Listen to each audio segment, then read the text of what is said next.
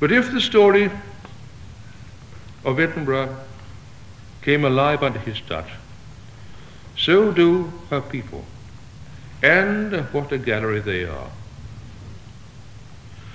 From Paulus Pladle to the old woman from whose shop in the Lawn Market the Queensferry diligence was supposed to go but didn't, to Saddletree, the legally minded busybody with his scraps of law Latin grotesquely garbled, Mrs. Houghton, who with feminine acuity and relevance today made this comment on one aspect of the Porteous theme.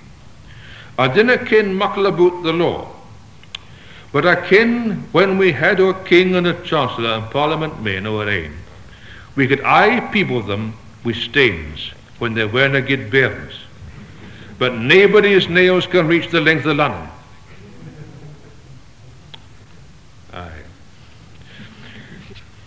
It is somewhat of a curiosity, to my mind, that Scott made no use of that mass of idiosyncratic material that lay so close to his hand, indeed, literally, at his ear, the Scottish bench of his day, the old 15, and what a crew.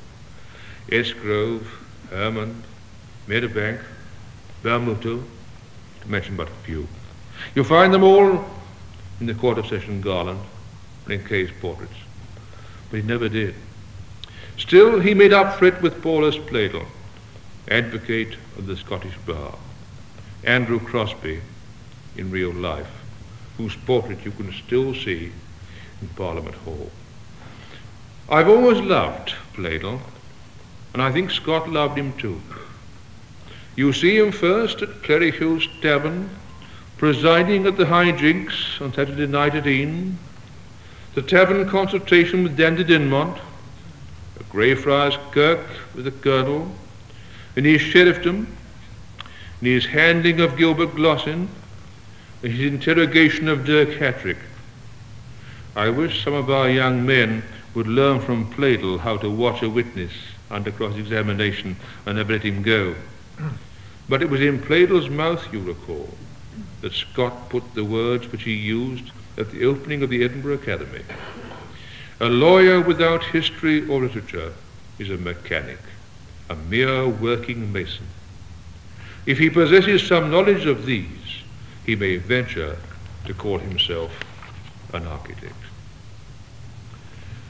Whether drawing a full-length portrait, as in Pladle, or in sketching an outline with a phrase, Scott catches the living likeness of his Edinburgh folk, the people of the High Street, of its lands and cellars, closes and wides. These live when sometimes the greater characters smack somewhat of the pasteboard, when their joints and sentiments alike creak ponderously. And if Scott loved Edinburgh and its people, that affection was fully returned. Proverbially, a prophet is not without honour save in his own country. But in his own city, as in his own countryside, Walter Scott was a beloved figure. And if authority over this proposition were needed, I can cite Henry Coburn, lover of Edinburgh and Scotland too, who wrote in his journal, on reading the last volume of Lockett's life, these words: "Dear Scott, when he was among us, we thought we worshipped him, at least as much as his modesty would permit. And now that he is gone, we feel as if we had not enjoyed or cherished him half enough.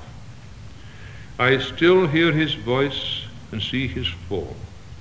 I see him in court and on the street, in company and by the Tweed. The plain dress, the guttural bird voice, the lame walk, the thoughtful heavy face with its mantling smile, the honest hearty manner, the joyous laugh, the sing-song feeling recitation, the graphic story, they were all before me 100 times a day. and Cockburn was a Whig, and Scott a hard-hitting Tory in days when political differences cut very deep. But if Scott owed much to Edinburgh, Edinburgh in turn owes a deep debt to Scott.